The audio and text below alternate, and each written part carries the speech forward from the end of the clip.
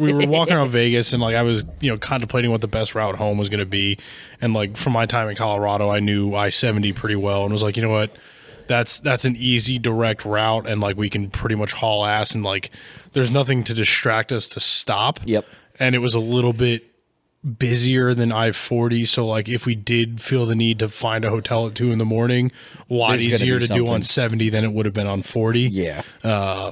So that was motivation. And then looking at the map, I was like, we can detour through Moab.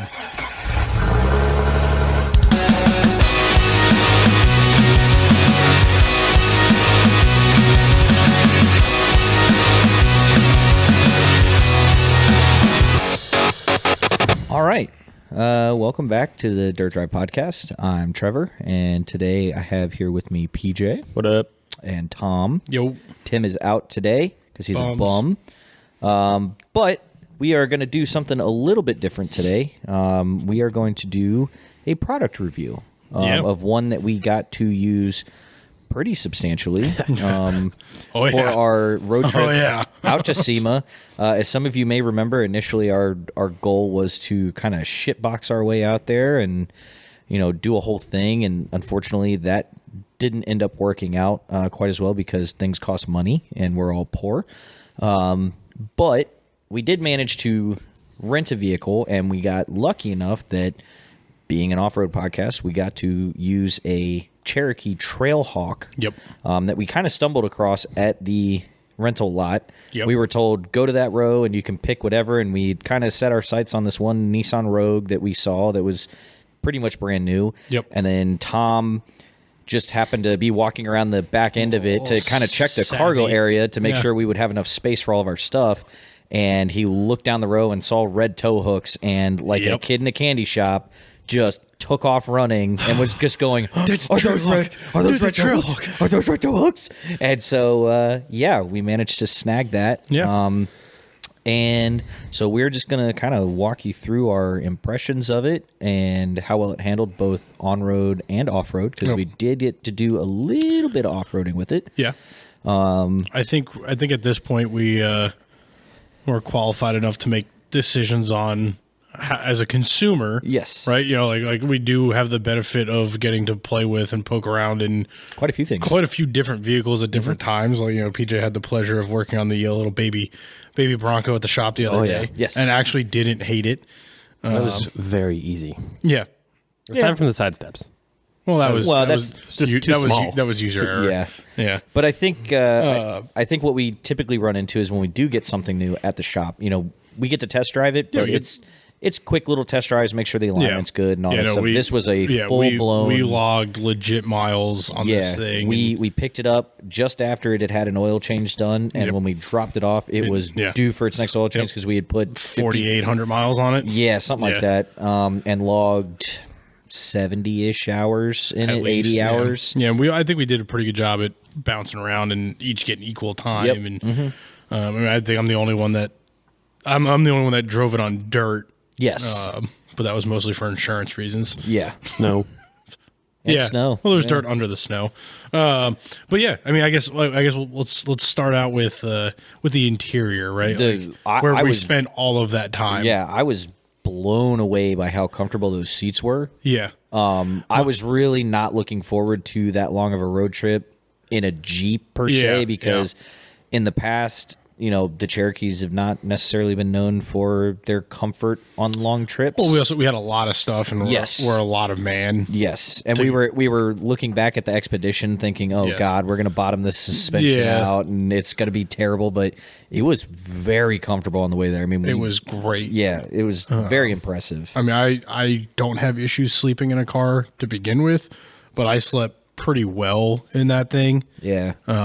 My only complaint on the interior was the seats, and I don't know if we just didn't spend enough time to figure it out, but the way the headrest was tilted forward. Yeah. There was no movement to it. I've noticed a lot of modern cars do that, and it kind of bugs me. But so for me, all I needed to do to fix it for my comfort was recline the seat a little bit, which was hard to do with a full-size grown ass man behind me. Well, and then you also complained that it was started to hurt your back a little bit because you were reclined. Because I had to and then sit as soon forward, as you put it up, I was like, well, sit more straight up. And you put it up, you went, ooh, that feels really good. Yeah, but even that, like that last leg I did through the mountains, like even sitting upright, like the problem was I couldn't put my head back. So like I kept having to lean forward, and that's where I think a lot of the strain came from. Like what I needed to do was just be able to tilt the headrest back and straighten it up. Well, and the thing is like I like to sit back a little bit. Yeah. So like I was sitting closer to the steering wheel than I normally would have because of people and everything else, and like it definitely was fixable. Like it was my vehicle. I would have found a comfortable seating position. And been very, very happy driving it long distances. I think that's where rotating through 4 people gets a little tricky because everyone gets in it and goes, oh, I got to adjust. And I think the only concern we had starting that trip was Tim driving. Yes. All right. So the only vehicle concern we had starting that trip was the amount of back seat space. Yes. Which I didn't spend a ton of time in the back seat with all 4 of us because we were down Tim driving home. So like the back seat was great, wide open with only 3 people. Yeah, we were laying across it and sleeping like a bed. I do remember. I believe I was in the back seat for like all of Oklahoma, which is not a short drive. All of you were asleep all through and Oklahoma, it was very comfortable. Yes, I was pretty surprised because I have really long legs, so sitting in the back for me is often a challenge. And I was behind you, which you, like you said, you tend to sit back, but there was plenty of space. Like I never really felt cramped at all. It was good. I would say highlight that it gets a 10 out of 10, 5 stars on. Spaces for snacks. Yes. It's a snack-friendly Ton car. of storage. Yeah, if anyone was following along on the TikToks, we would open compartments and snacks would literally just tons fall of storage. out. Which I think is like a really underrated aspect to a car is storage. Like when you get a new car, you're like, oh yeah, this center console is huge, and then 6 months after owning it, you're like, filled. I have nowhere to put my coffee cup. Yeah, like having good stuff. Like you forget how much crap you accumulate in your car because you're in it all the time. Now we did commandeer certain areas that were not designed for snack usage. Yes, that's not true. That storage is storage. It doesn't matter what it's sunglass holder was specifically designed to hold sunglasses, and it had sunglasses and meat sticks. It was a meat stick holder now, but it also had sunglasses in it. I also stashed my Grand Canyon sticker up there so it wouldn't get lost or stolen. Did you leave it in the car? No. Oh, okay. I got it. Yeah, no, I think the interior. I mean, it had plenty of cargo space. Yep. I mean, we obviously had it packed in there pretty guys, good, but for a 10-day trip, all of our podcast equipment, all of our bags, and all of our snacks. We did have to ditch some of the snacks because Lauren went a little overboard at Costco. Love you, Lauren. But like even that way, we got to Vegas and we found all the other snacks that we had stashed, like all the apple juice or applesauce packets that were stashed in the side compartment in the back. Trail mix. Trail mix. Yeah. So like I don't know. Overall, the inside, I would definitely give like a solid A. Oh yeah, 100%. Maybe an A minus. Like could have used a little more rear leg room, but for what it is, I mean, we all know how that works. Is you give a little, you get a little, right? Yeah, so you get a little more leg room, you lose out on some cargo space, right? But a normal adult or kid would fit back there very comfortably. Yeah, not a problem. Plenty of electrical ports and all that stuff. I mean, I think we found a total of like almost 8 USB ports. And they all, for some reason, were CarPlay and Android Auto capable. Which annoyed the shit out of me so much. That's why you get an A minus for, because every time someone plugged in and someone had the GPS up on their phone, whoever was driving, it just went, would you like to connect to this phone? No. But yeah, we never had charging issues. No. So plenty of charging ports, which is a big one these days with all the devices. Yes. Yeah. Good screen layout, good button layout, very intuitive. You know, CarPlay is obviously a plus, but it's pretty much standard on modern cars these days. Audio was good. Sound quality was good. I don't know. Does the Trailhawk have like one of the upgraded ones? Like, is it? I don't know. I think it had the Bose in there. Yeah. But it's interior very well done. Yeah. The drive. It drove great. Was great. Yeah. It's a little touchy with the turning, but I think you just had to get used to it. You also drive a LJ and a Ford Explorer that's a bajillion years old. Yeah, but with the Trailhawk, if you turn the wheel just a little bit to the left or right, it would jumped. Yeah, that the electric took a while assist, to get used to. Yeah, the electric assist definitely takes a little bit. Again, I think that's a standard on modern cars. I think we're so used to having to use brute force. Yeah, we as a group are used to having to keep questionably safe things on the road at high speeds. You got 4 heavy-handed dudes driving a tiny little Trailhawk with electric steering. Yeah, finesse is not in our vocabulary. Does 90 miles an hour very well. That's and that's not something you can say about a lot of cars, not just Jeeps or just SUVs. Like, I've always tended to judge vehicles by what their comfortable cruising speed is. 97. Yeah, that was pushing it a little bit, but it loved doing 85. Oh yeah, what was the motor again? It was so that I was going to get to that, but it was one of the V6s. Yeah, which at the time we didn't realize. Yeah, and we did kind of have some MPG complaints. That would say that's where it probably lacked a little bit from a road trip vehicle. We were hoping to average 30, and we were averaging like 24-ish. 24 when I wasn't driving, and 22 when I was driving. Dipped a little more than that, but yeah. I said averaged. But I think it still did really well. I mean, we were still seeing 400 plus miles. Well, finding out that it was like, literally on day 9 of the trip, that it was a V6 and we were getting 25, 26 out of it. Yeah. We were like, oh shit, that's actually really good with 1,000 pounds of people and cargo. Yeah, absolutely. To get 25 miles to the gallon out of a fairly large motor. Yeah. At least on today's standards, I became more impressed with it at that point. Yeah, even averaging 80 to 85 miles an hour. Mind you, people, the speed limit in most of these places 70 was or 75 ish, because you're driving through nothing. So. Except for when I was speeding. When I was driving through what city did we drive through in Arizona that you guys got mad at me for? Flagpole? Or no, Flagstaff. Flagstaff? No, it was before Flagstaff. Are you sure that wasn't when we were in Juggalo territory? No, it was when we were in Phoenix, and I'm like, why is everyone driving so slow? Because the speed limit was 45. Well, but we had been doing 75 for like 3 days at that Albuquerque? point. Albuquerque. That's what it was. It was Albuquerque. It wasn't Arizona. It was New Mexico. That's where you hit traffic. Yeah. Yeah, we hit traffic, and he was That's so when you upset. had to slow down. Right, but then I got out of the traffic, and all I wanted to do was go to 75, 80 again. And everyone's doing 55. And everyone's doing 55, and I'm cursing at all these people only to realize that it's the speed limit. Yeah. We're like, oh, sorry, everyone. My Jersey driver came out hardcore. Yeah. Just because I'm like weaving traffic, and you're like, dude, chill. And I'm like, God I'm damn. like, everyone's driving so slow, like it's 75, and you go, it's 55. And I look at the little GPS and the little speed limit sign. I was like, that answers so many questions. Because we had just driven by like a posted speed limit sign. Yeah. I was like, I get it now. Oh, Tom's really pissed. Hey, bud. Yeah, but as soon as I realized that, like, I was the asshole, like, I was the problem, You calm my down stress a level comes down immediately. yeah. I still want to do 70 or 75, but I'm less stressed about doing 55 when I realize there's a reason. And it's not just people are stupid. Yeah.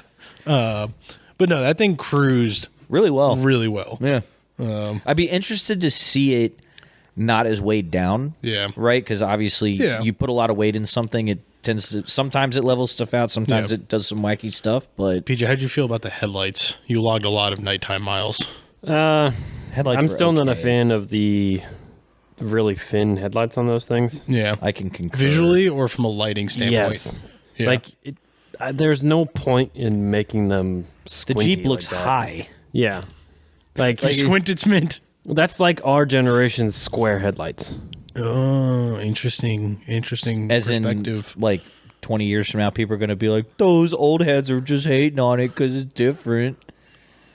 No, I agree with you, because driving back through Kansas in the middle of the night. Yeah, and that is a dark part of the country. Black. There ain't shit. It was LED, right? Yeah. Yeah. I Then it think, had fog lights too. Yep. yeah. I think in Kansas, I could not see more than, 500 feet in front of me, which is kind of terrifying when you literally have no light. Yeah, it's pitch black. And it's just like, oh my God, like I'm going to hit something. Like this is all of a sudden, scary. Lovettsville doesn't feel like it's in the middle of nowhere when you're in places like that. Yep.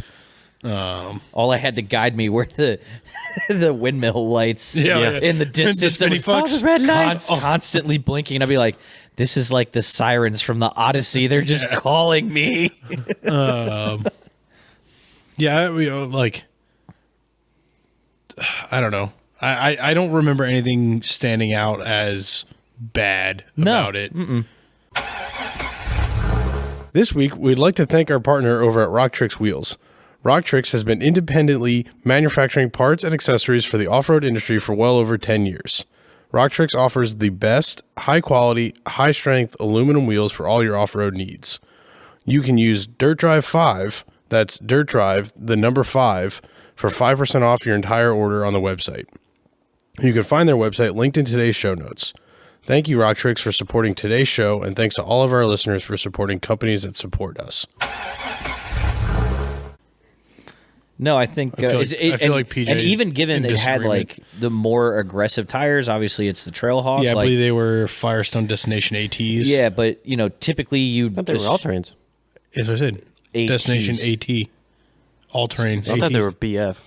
No, they were definitely Firestones. Oh yeah, okay. They were definitely Firestones. Because I remember being impressed with how well they did when we got to the snow and off road. Yeah, and 2, how quiet they were because Firestones were not really. Yeah. Now so that was the drive there. Yeah, and we pretty smooth, worked out really well. Yep. PJ named her Cheryl by the time we got to Vegas. Yeah, because she was logging some hard miles and rode hard, put away wet, or muddy, I should say. And what was your voice for her? She either sounds like the lady from it's another cartoon, not Marge Simpson. It's the SpongeBob. It's the old lady from SpongeBob who likes chocolate. There's different ones though. Chocolate. I remember chocolate. I remember pavement. I always hated it. And then we met Cheryl at SEMA. We did? She was the cashier when we were getting lunch. Oh, yeah. Literally, her name was Cheryl. Did you tell her that we named her a rental car? She was this short old lady with blonde hair that literally sounded like that. It was just me and him grabbing food in the cafeteria. You and Tim had gone off somewhere, and we were getting checking breakfast. Out, and I just happened to look at her name tag, and it was Cheryl, and I was like... And then we get to the table, and he goes, Did you see what her name was? And I was like, no, I wasn't. It's a real life Cheryl. Paying attention. I was more paying attention to the fact that breakfast at SEMA just cost us $60. $28 for a But he goes, her name was Cheryl. And I just started dying because sleep deprivation is a thing. Yeah, at that point she definitely sounded like this, too. How you doing, sweetie? I'm telling you, it's so spot on. So if Cheryl the Cherokee could review us. Could review us as drivers. What would Cheryl say about our fucking fat asses? I think of all of us, I think she would probably say Tim was the most timid driver. Yeah. He also drove the least amount. I'm pretty sure he only drove once. That was for my sanity, if not all of our sanity. 100%. Mostly mine because of the. I still remember the first conversation we had. He's like, "I'll take the first leg, and I'll get us like 4 or 5 hours into the trip, and then we get started." And we went, "If you're only going to get us 4 hours into the trip, you're not taking the fucking first leg. Yeah. Like, no way, dude." He was way too gentle. That means we're going to be swapping at 11 o'clock at night, and that is horrible. You definitely had who got it in triple digits. Yeah. Oh, right. This is a podcast. Me. Yeah. Insert hand raise. I think that was PJ. You were definitely the heaviest foot. Naturally. For sure. It's my specialty. Yeah. And definitely the most aggressive. Well, we had to get a good, well-rounded review. It's... Oh, yeah. I mean, she did triple digits. I will say that's not something you hear a lot of times about Jeeps, but she hit triple digits. So being the Trailhawk, like... We were on the Autobahn, people. It's fine. Yeah, filmed in Mexico. Undisclosed. Undisclosed location in Arizona. Closed course amateur driver. I don't know. Like, I mean, I don't want to say aggressive. I mean, I tend to be a little bit aggressive about things, but in a tend to be controlled setting. Sure. Anyway, so controlled chaos. Yeah, it's a rental car. Jeremy Clarkson always says the fastest vehicle on the planet is, as the British call it, a hire car, right? Like a car for hire, a rental is the fastest car. Oh yeah. Available because it's not yours, so you beat the shit out of it. Yep. And we're getting our money's worth. Like we knew our trip out there was the fun trip, and like we definitely had more fun with it. The way home was we just need to get home. Yeah. And like 100%.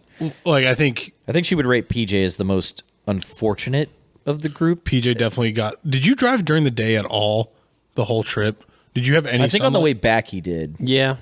Because I drove at night, and then I drove you guys to the airport. And then, wait. To the airport? Yeah. No, I drove Tim to the airport. You drove? Oh, that's right. started Vegas. That's I took right. over in I took over in Moab. Yeah, because we stopped at the Moab diner. Yep. Yeah. And then that's when you took over And because then we were going to I Gateway. drove pretty much all the way through Colorado. Yeah. You took over in Kansas. Yep, at like 11 o'clock at night. So then did you take over the morning in Kansas? I think so, yeah. I think so, because I think I drove through the time change. Yeah. And so it would have been 6 in the Did morning. I log the most night miles then? Because I was dark from Gateway all the way to Kansas.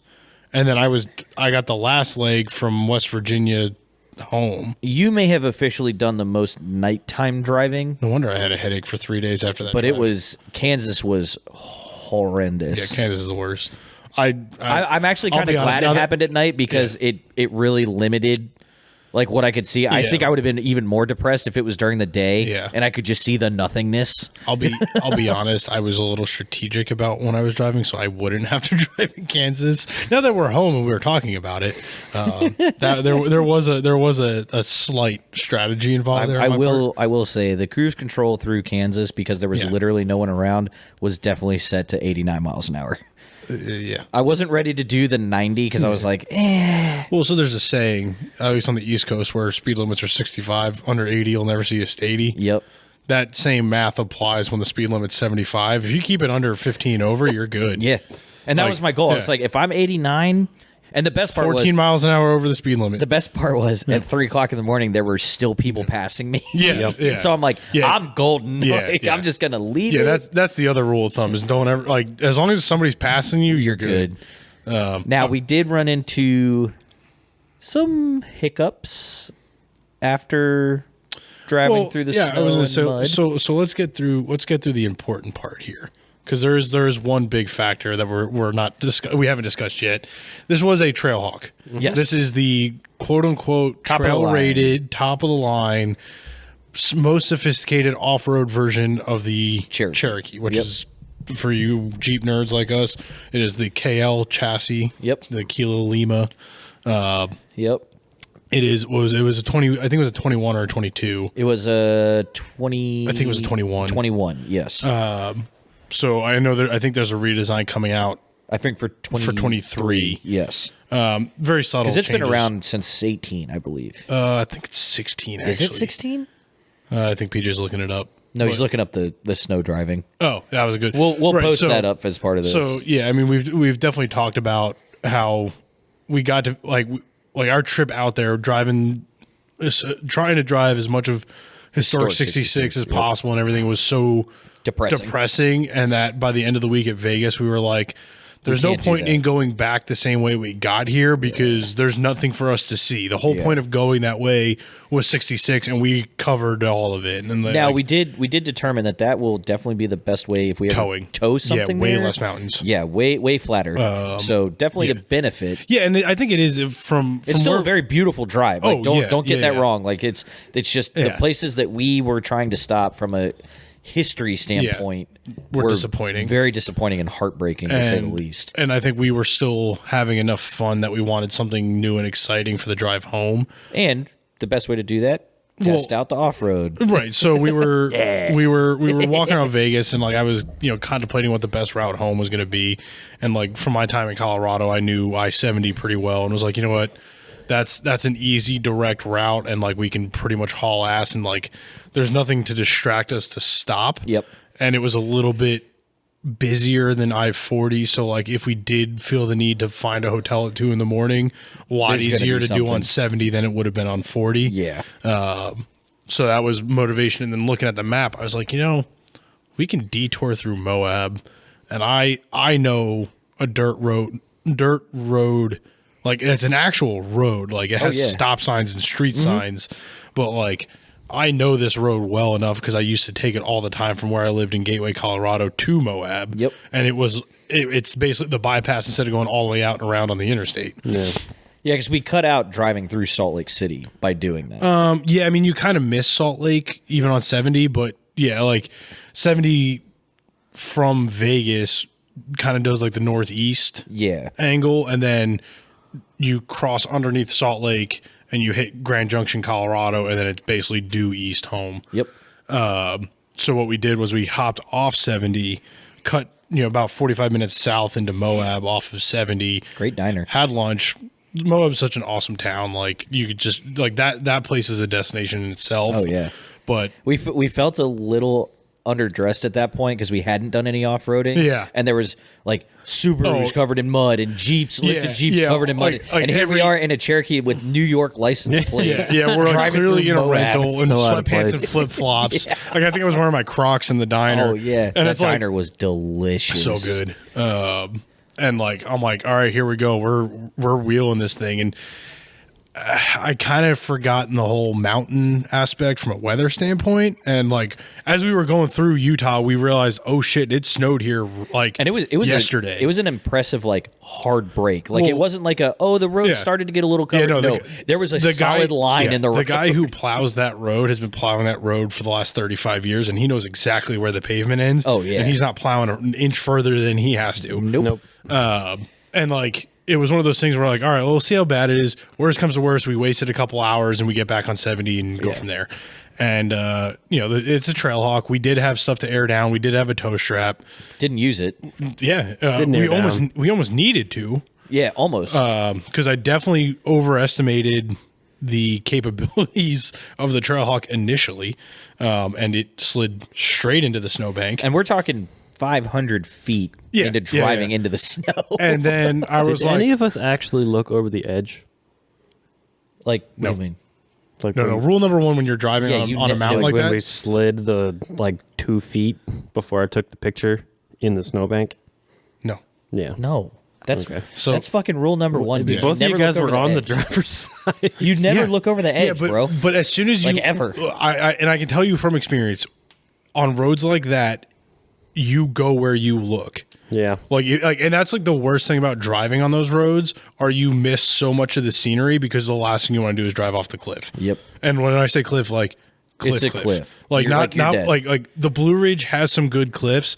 These are not Blue Ridge cliffs. These are You're dead. There's nothing to catch you. You're not going to catch a tree 100 feet down the embankment. You're dead. You're 800 feet down the embankment to a rock bottom. You're dead. And nobody's going to find you. Yeah. Well, yeah. and that's like you said. There's hundreds of car chassis down there. Like, Oh, yeah. with the So- doors off because people Yeah. want to be able to jump out of their cars when they go over the when edge. I lived out there, like it's all old mining roads, right? That's what 90% of those trails are.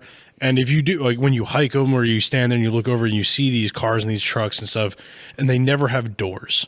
And I remember always like, why do people crawl down there for the door? Like that's such a weird thing to take off of a wrecked vehicle down there. And I made that comment to one of the volunteers that worked at the museum that had basically grown up in the area, and he was an old miner. And he was like, no, they didn't have the doors when they went over the edge. And I was like, what? He goes, yeah, the old truck drivers used to remove the doors when they were hauling stuff to and from the mines. That way, if they lost brakes or whatever, they could just bail out as the truck went over the cliff. And I was like, Makes a lot of sense. holy shit, that's forethought. Like that's not a like, oh man, I don't want to drive off the cliff. That's I'll probably end up going off a cliff at some point, so I'm just gonna make it easy to get out. Well, and that probably came from one guy who survived going over and having to scramble to get out of the door and went, fuck that, I am never having a door on again. Or his buddy couldn't get out because the door wouldn't open or some shit. Yeah. So yeah, that was always a wild thing to think about. But yeah, we handled very well. Yeah. So we basically Went into the ditch. you leave out of Moab and you go, northeast on what highway is that? 28, 18. I should have probably thought of this before we started recording. Anyway, you take one of the dirt roads up through one of the canyons, just just outside of Moab, and you end up on LaSalle Mountain Road, which takes you up into the LaSalle Mountains, which is nice, evergreen, snow covered. And we run these paved switchbacks all the way up. PJ got great pictures of Cheryl in her element. And video too. Yeah. And then we get to the end of the pavement, end of this, state maintenance. And it's like, we're talking 20 miles worth of road here from the time you get off the highway in Moab to the time you're into Highway 141 in Colorado and Gateway is only I think 16 or 17 miles. Yeah. And we hit the end of that pavement, and I'm like, all right, let's test out this sweet all-wheel drive computer control system that it's got. And the cool thing about the Trailhawks are they do have a locked and a 4-low. They have a true 4-low, unlike a lot of the all-wheel drive stuff. But no, we're good. We don't need that. I just put the thing right into snow mode because that's what snow mode's for, right? And 500 feet, I'm trying to turn left. The Jeep went right, and we're in a snowbank. This one was not near the cliff, Mom. I promise. This one was away from the cliff. And we realized that this snow is knee deep. There's a foot of snow up here. And we have a long 13 miles of dirt road to drive in the snow. And we got to test out the 4-low in the locker, and it worked flawlessly. I put that thing in 4-low, engaged that rear locker, rocked it once, and it drove itself right out of that snowbank. Yeah. There was no shoveling. We didn't have to stack a rock. We didn't have to get out to push. That was all 4 of us in the car. Hold on, let me put the locker on, see what happens. And it walked that thing itself. has 7 off-road modes. 4. There was automatic, sand, snow, and then rock. I thought it had mud, too. It's sand/mud. And we ended up leaving it in 4-low. I undid the locker, and we just basically cruised 5 miles an hour for a good 5 miles. And then we came across the one couple in the truck who was trying to go the opposite way that we were. Yeah. And I was just follow our tracks. She was insane. She was walking around barefoot. Barefoot. Yeah, those hippies, man. They're probably good. But then we made it to mud. Well, yeah, and then as oddly enough, the further we climbed and the closer we got to Colorado, the warmer it got, and there was more snow melt, and everything was just a big sloppy mess, and that's where the fun really started. Yeah. We were 4 high, spinning 4 wheels. Sideways a couple wipers times. going, just fishtailing, jumping cattle guards. We put that thing through the ringer. That was a mini... Nerds boys are at it again. Yeah, it was like a rally race more than it was an off-road trip. Oh, yeah. And we got some good pictures. We got some good video. And Cheryl loved it. Filthy. She's a dirty girl. She was in her element, though. Oh, dude, she was rolling through the mud. She just she loved it. And the little technical things that I always notice in cars is what pleases me the most. That thing in snow or mud mode would hold an RPM so many modern cars just automatically shift, right? It's all about so it's oh, you're doing 15 miles an hour, you've held 3,500 RPM for so long, okay, I'm just gonna upshift here because you don't need to be at that RPM. You lose all your momentum, you lose your wheel speed, and now you're stuck in the mud. Jeep really handled that traction control well. I was able to keep a consistent speed, keep the wheel speed up, keep the RPMs up, and it never wanted to shift. It never overheated. It just did what I wanted it to do, which is so rare in a modern car. Which was also a little concerning because we saw how the JL handled off-road, with the manual JL, right? And you look at that, something like that where you go, wow, the computer... Yeah, there's a lot of the computer is trying to do the right thing, but this is not the right moment for it. Right. And then, but on the flip side, we have that where it's oh crap, this thing drove itself. I think the biggest thing with the JLs and all that driver assistance stuff on the manuals for 4-low and off-road mode, a lot of that comes down to the driver itself. If you're an experienced driver, you're gonna you know what you're comfortable with, you know what you want to do, and the computer is gonna try and override you, which is a problem. But the difference is you have you're dealing with computer assistance and manual control. With the automatic, with the all-wheel drive, with the Trailhawk, it's all automatic. All it's doing is reading my foot and where my hands go with the steering wheel, and that car went where I pointed it. It did what I wanted it to do. It was so impressive. Like I would honestly take a Trailhawk Cherokee or Grand Cherokee at this point. If I had to buy a 23 model year Jeep, I would buy one of those before I bought a Wrangler for the exact reason that like those controls, that all-wheel drive versus the four-wheel drive system works so well and it's so comfortable. Like I was like, I love this car. Like I would replace my wife's Kia with it. She'd kill me. But like, because it's like we don't need another Jeep. Like she just the anti-Jeep club, right? Like, like she wants anything but a Jeep. But like that thing was so good. But that's the thing. I think that's one of the few vehicles where you look at that and go, it's so good on road. Yeah, that you're just like you'd never know. Yeah, unless you do what we did and ruin it. Because after you beat it up in the mud and get 18 pounds of clay and red dirt caked onto every inch of it. Rename it the Cherokee Trail Pig now? Trail Pig. No, I think it needs to see a little more rock before it becomes a Trail Pig. Yeah. I mean, like that's like knowing that road is passable in the summer when it's dry in any vehicle. Like you could do it in a lowered Miata if you really wanted to. Didn't we pass a Cherokee on the way up too? The 4Runner, the hippies were in the 4Runner. Yeah. No, I think we did pass an XJ. There was a Cherokee in front of us, I think. And they pulled off to the side because they were going slow. It was an older couple. Oh, you're right. Yeah. You're right. Yeah, it was like a black XJ. They were like, why are you going so slow? That was still finally that was still on the pavement, though. Yeah. We were stuck behind them for a minute. Yeah. Yeah, we weren't even to the off-road stuff yet. They finally got out of our way. Do you think an older Cherokee would be able to do the same trip? Like point to point? DC to Vegas, Vegas to DC? Yeah. No. Well, I shouldn't say no. Yes. Would we be as comfortable? No. Have you been in the backseat of an XJ as an adult? There's a reason. I don't think I have. There's a reason. Yeah. Not in a road trip sense, but I've driven your skinny one. ass would not be comfortable in the backseat of an XJ. I remember how especially cramped. when one of the doors doesn't open. Yeah. The XJs were not spacious at all. No. Well, cars back then weren't. You got to remember, like now everything's fat and bloated. Decades like houses. have passed, right? And not only have people obviously got way more, but the average height of people in this country has gone up exponentially. Yeah. So it's one of those things where also the people want more shit in your car, which takes up more space, right? Yeah, exactly. Like think about like the dashboard in an XJ. It's like 6 inches deep. Yeah. Like now dashboards in modern cars are like 18 inches deep, and even then you can't fit anything. Shit, even the new Wranglers. Yeah. Yeah. Yeah, because they just build it under the cowl instead of inside the compartment. But yeah, I think that Trailhawk system works really well. Like to me, that's the biggest highlight of that vehicle.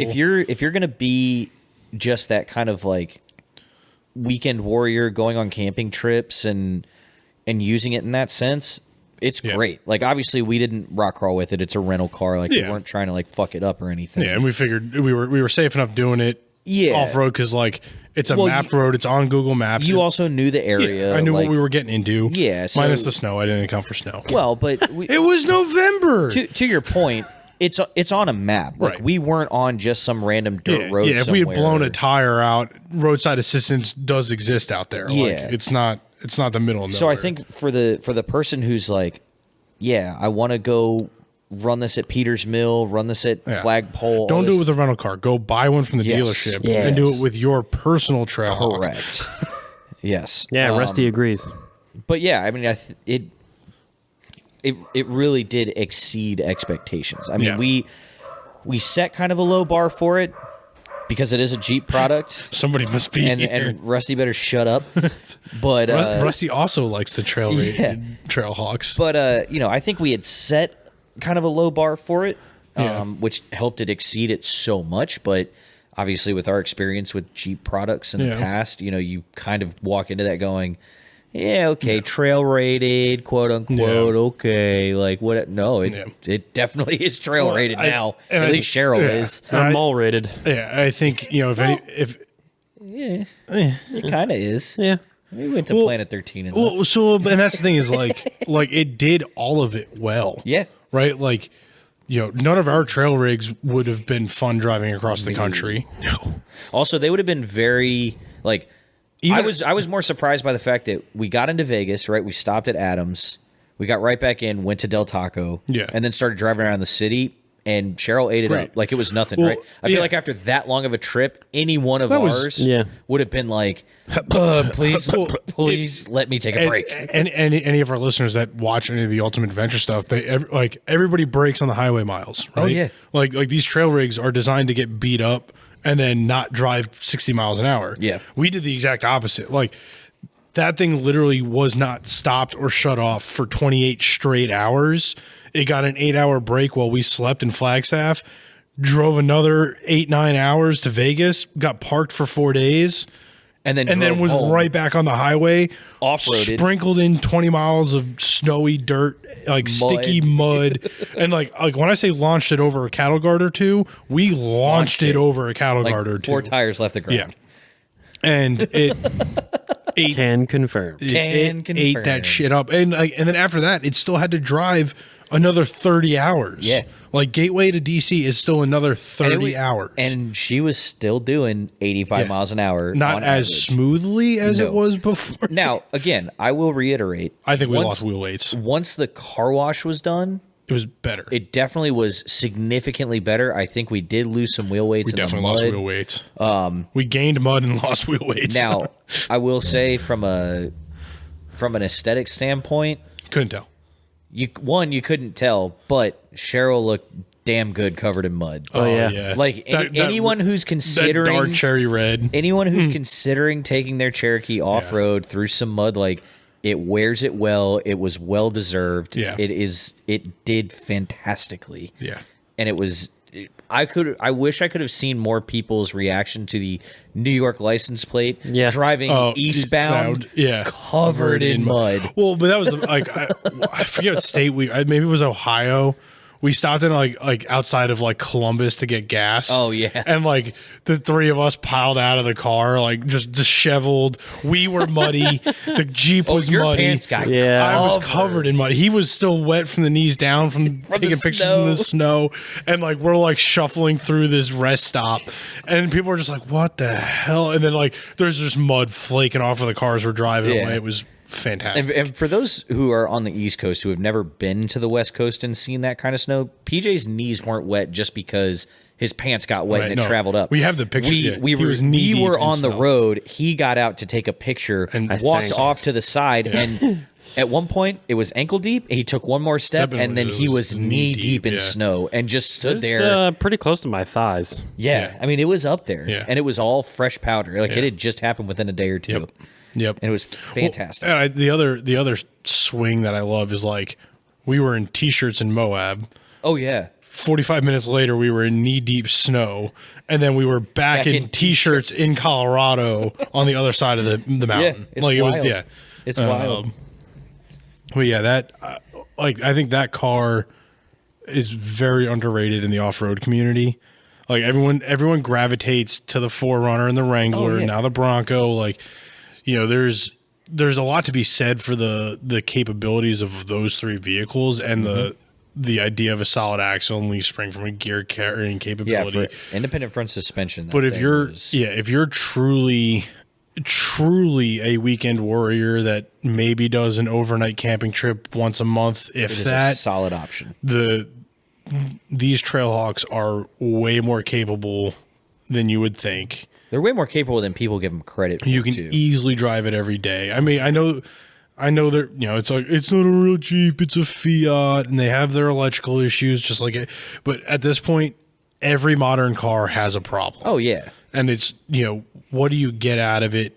You know, how big of a headache is it? Like, like the new Jeeps left the factory with bad welds. Like we can't sit here and act like the Wranglers are perfect. Like, you know, we know the issues with everything, and like, yes, the company and the customer service make a difference on how it gets handled and how it's built and whatever else, but like you're never there's no such thing as a perfect vehicle anymore. Like even the Kias that get all these great reviews, like we have slight electrical things, they don't affect the driving of the vehicle, right? Like every so often the backup camera doesn't turn on when you put it in reverse. That's kind of annoying. Yeah, but all you have to do is put it back in park, put it in reverse, and it works. Yep. Right? Like it's just It's a computer, right? Cars are computers, but I think Jeep does a great job at keeping the driving experience in the computer. Mm-hmm. Like you did not lose. It did not lose its ability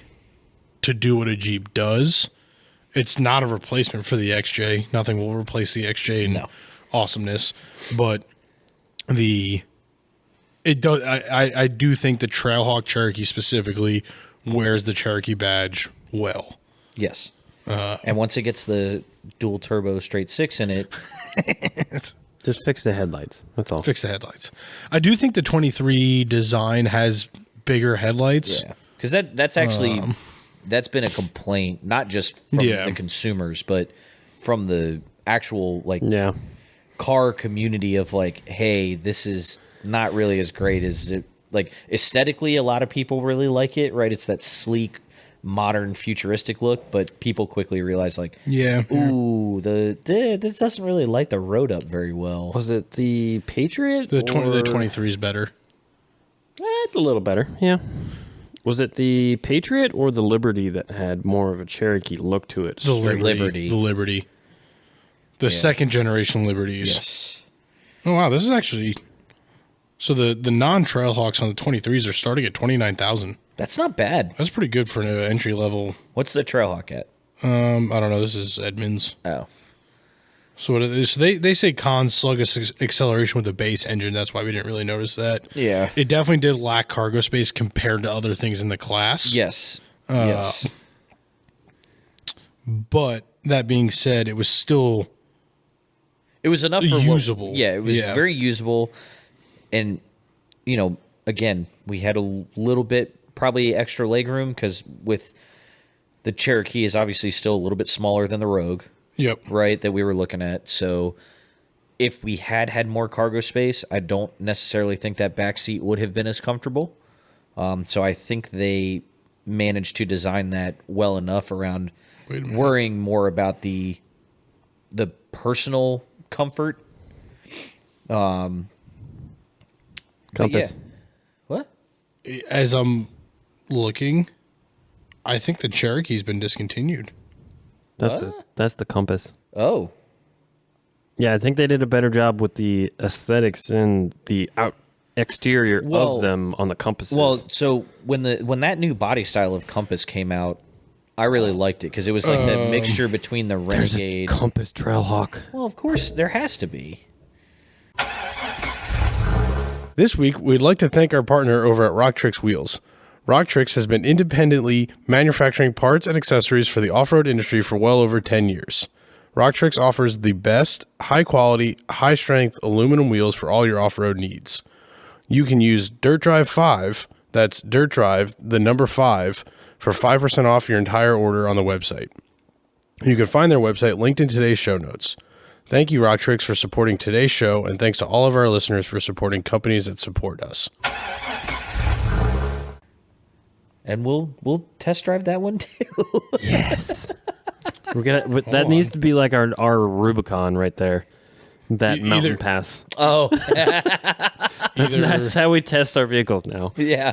Either I'm behind the ball or that just happened. We have breaking news that the 23... There might not be a 23 Trailhawk. Are we reviewing a vehicle that is no longer available? Oh, that would be so on brand. Whoops. So this is a used car review. Whoops. And I can tell you, we used it. Oh, we used the shit out of it. I still think we should have saved the VIN number. That way we know not to buy that on a used car lot. I have the VIN number. Oh, good. Because if you buy a red Cherokee Trailhawk from an auction in the next 6 months to a year, call us before you sign the check. It won't go to auction. That'll get sold through their used car lot or Carvana. I promise you. That specific company doesn't have a used car lot, do they? Yes, they do. Oh. Now it's the mother brand that has the used car lot. So, I guess you're right. Yes. Yeah, I'm blending a different rental. Yes, with a different because the excursion was a different company. Correct. Yeah, that's so but those three, we still rented the Excursion through the same umbrella company. That was all still the same umbrella. Those three companies together make up the umbrella company. It will either end up on their used car lot because they were running out of cars the last time I looked, or it will end up on Carvana if they determine that it's a little too beat up. October 24th, 2022. Jeep has dropped the Trailhawk Cherokee. Wow. Just the Trailhawk? Do they still have the Trackhawk? The Grand Cherokee still has the Trailhawk. And Trackhawk. The Cherokee does not. So the Cherokee specifically will no longer come in a Trailhawk There is not a 23 model year option on Jeep's website for the Cherokee. Like, period. Just the KL does done. not have a 23 listed on Jeep's website. So are we getting maybe in 24 a new iteration of the Cherokee? I think the Compass is taken over because there was not a Compass Trailhawk previously. The Compass Trailhawk's new, and that does look good. Well, breaking news from 2 months ago, the Cherokee is dead.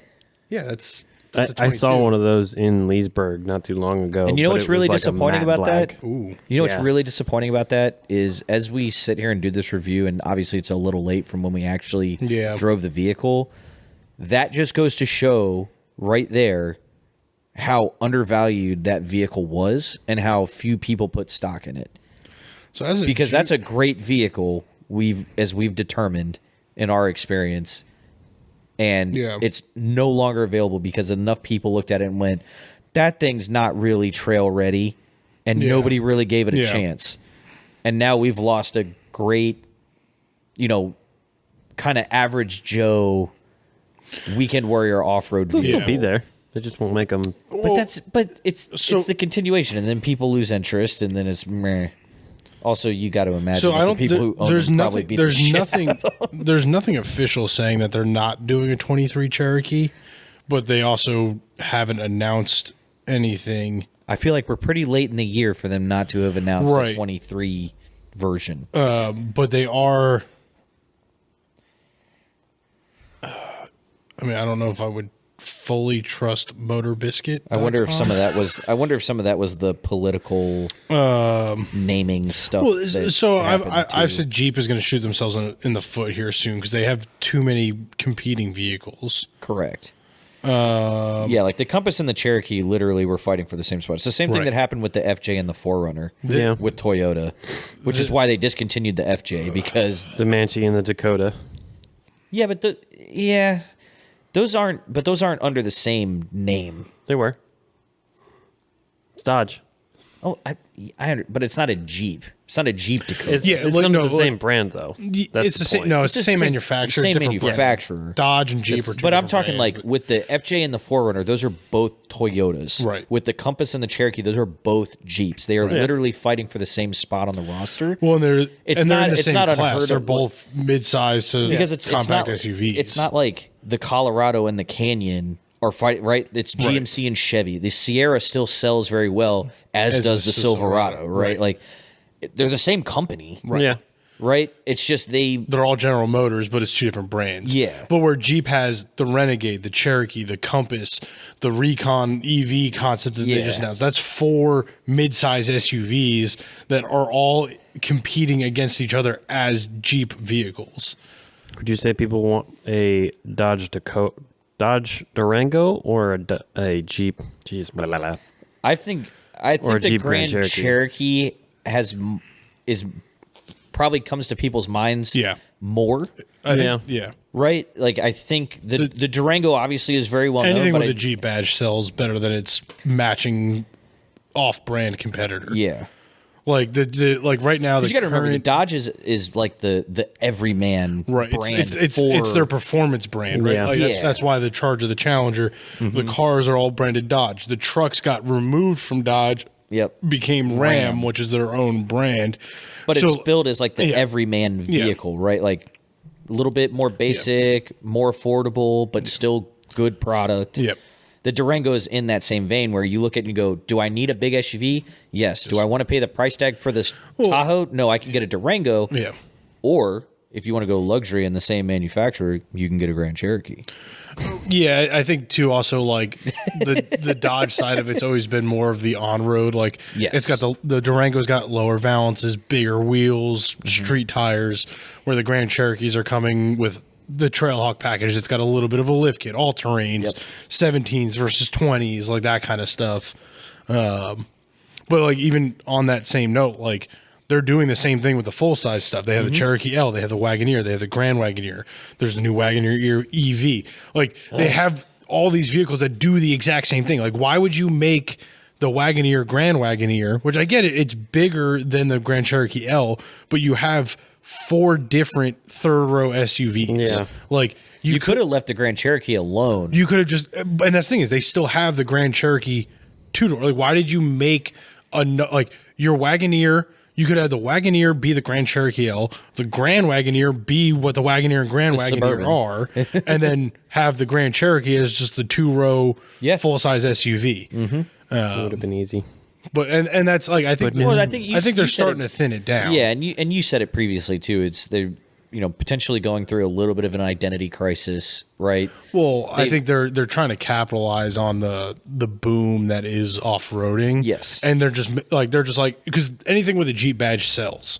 Well, and they've also never really competed in the large SUV market, right? So they're like, ooh, here's an opportunity because everyone's getting tired of the Suburbans and the Yukons. If we slap a Jeep badge on a Yukon, people will buy it. Yeah, and that's exactly what's happening. We've already seen them in the wild. It's nuts. They're $120,000. Right. So I want to see somebody wheel one of those. Deal. Yeah. Hey, Jeep. That's the wacky thing we're going to long travel. A Grand Wagoneer. Cool. Where are you getting that money from, bud? Jeep's going to sponsor it. Okay. Yep.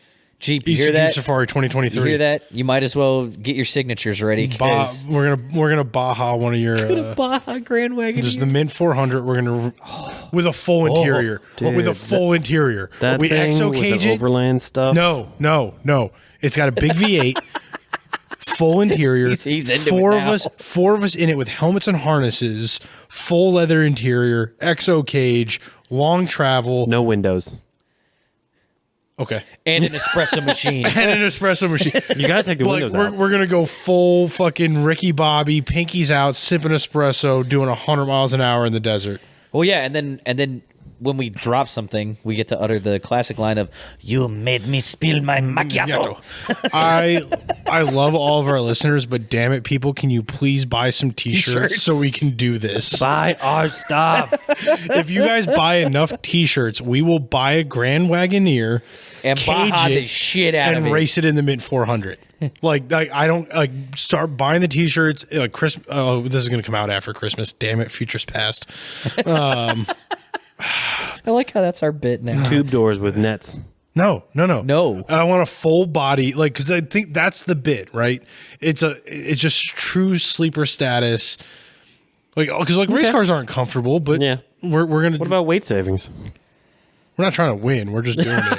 It's like King Hammer. Yeah, it is. Like we don't have to win the Mint 400, but you can't tell me putting the 4 of us in a full size, like feet back, watching movies on, because like it's got multiple screens. Just whop, whop, whop, whop. We'll cut the exhaust off. Yep. Just that'll make Brian happy. Oh, Brian's driving. The rest of us are riding. No. We'll have to get a booster seat and like a little phone book for him, but you know. You can't tell me that would not be a fucking blast. Yeah, we need people to buy t-shirts. Yeah. People buy our t-shirts. DirtNerdsOffroad.com.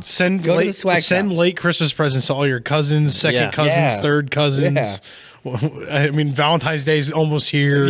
President's Day, every holiday, give gifts of Dirt Nerd swag to all your friends and family so we can Baja race a always get Grand the newest Wagoneer. t-shirt. Remember, longer makes it stronger. That's right. Yep. That's going to be the sponsorship sticker. Yeah. The whole side of the Grand Wagoneer. It's just a self-tapper? It's just one giant self-tapper logo. I digress. All right. Back to the vehicle review. So we can wrap this one up here. We'll sum it up. It's very underrated vehicle. Yeah. So let's give it some grades. So for me, interior gets an A-. Okay. Fuel economy gets a B+. Yep. Fair enough. Off-road capabilities gets an A. Highway comfort and like we'll say city driving, so parking, like our 3 categories. I would also give like a B plus. I think the transmission shifted a little much for a lot of city driving. Yes, personally, it wasn't me. Don't look at me like that. So overall, it's like a B plus A minus for me as a vehicle. I would definitely buy one. Yes. PJ, I'd probably say the same. Wow. Thanks for that great insight. Insight. I mean, you hit all the bases. All right. You don't have and to. We were agree all with kind me. of on the same track with everything. Like, You're not wrong. I would change mine a little bit from what you did. So I agree with you on the interior. Yeah. I think, A minus, like it, obviously a little bit more room would have been nice, but for what it was, it did very well. Very comfortable seats. From a gas mileage standpoint, I'm going to give it slightly lower. I'm going to give it a B instead of a B plus. Only because we didn't, I think, do enough city driving with it to really get an idea of what the day-to-day driving would be like. Obviously, great highway mileage, other than a couple times where we were moving a little bit faster, and it dropped it a little bit. But if you had the cruise control set to 85 to 87-ish, we were still cruising at 24, 25 miles to the gallon, which is really impressive for a V6 on the highway. And I think off-roading, I would agree with you. I'd give it like a solid B plus, maybe an A minus. I think really I'd give it an A minus just because of it got out of the snow with ease. I was legitimately concerned there for a little bit when we first got stuck. It was like, because general rule, same thing with mud in snow. If you lose your momentum, you're usually screwed. But as soon as you put it in snow mode and turn that locker on, boom, we were out of that hole. So I think again, it may be unfair to give it an A minus instead of a true A, because I think the ditch thing was a little bit of driver error and not so much the vehicle. 100%. No, 100%. But I'm not knocking his off-roadability because no. I give it an A as well. But I am knocking it a little bit because of the tires. I think the tires may have played a little bit in that too. Yeah. But yeah, I agree with you. I would definitely purchase that vehicle. I would definitely, at that point, purchase the Grand Cherokee Trailhawk for sure, because Grand Cherokees I've always loved. Yep. But yeah, Cheryl, a grossly underrated vehicle, and unfortunately, as we've just come to discover, may not have a 2023 iteration because of that undervaluing. I'll have to dig a little deeper into that. But but it will be sad to see if it doesn't have one, because it will just go to prove the point of it being an undervalued vehicle, underestimated, not treated with clearly the respect that it should deserve. Based on getting some, 5,000 plus miles thrown at it, and it took it like a champ. So if you guys find one used, obviously, always take it with a grain of salt with used cars. But solid car, especially if you've got a kid, learning how to drive, all that stuff. You want some good capabilities out of it. That's definitely a car to give your kid. I think I would gladly put my kid in that car as a first car. And definitely. Clearly it's capable of getting them out of more than one type of sticky situation. So, yeah, I think it was a fantastic drive. I'm glad we did it in a Cherokee. I think it would have been a little underwhelming in the Rogue. We definitely would not have gone off-road in the Rogue. Gone through Moab. It was fitting for what we were doing, where we were going, absolutely, and the group as a whole. Yeah, absolutely. It fit. And got some fantastic photos with Cheryl coming off the mountain pass. As it opened back up into the greater canyon. Colorado. Jeep, please put that on your website. Maybe the Cherokee will stay and live a little bit longer. I mean, it was probably not. It definitely fit into the scenery. Yes, that's for sure. With the mud, it 100% earned that trail rated badge. which we were making fun of when we first left on the trip, but yeah, we were 100%. We were gonna make a TikTok using the Family Guy reel of the because we were like, oh, go trail rated. It's a Cherokee, not a Wrangler. Only to find out that we ended up loving good old Cheryl. Hey man, I think you find joy in some of the least expected places sometimes. 100%. But yeah. I think that about does it. I'm gonna go track down a marketing number for Jeep, see if we can get ourselves a Grand Wagoneer. Buy our t-shirts. Check us out on all the socials, guys. Thanks for listening in again. Yeah, please, going forward, you're going to hear us spam this a lot, but I think we've got a lot of great t-shirt ideas coming out. You'll see that over the coming weeks and months. But yeah, definitely check everything out that we do is on dirtnerdsoffroad.com. You can get to all of our socials from there, all of the swag store, everything, even over to the shop. So definitely check us out there. And thanks for listening in, and we'll see you guys next time.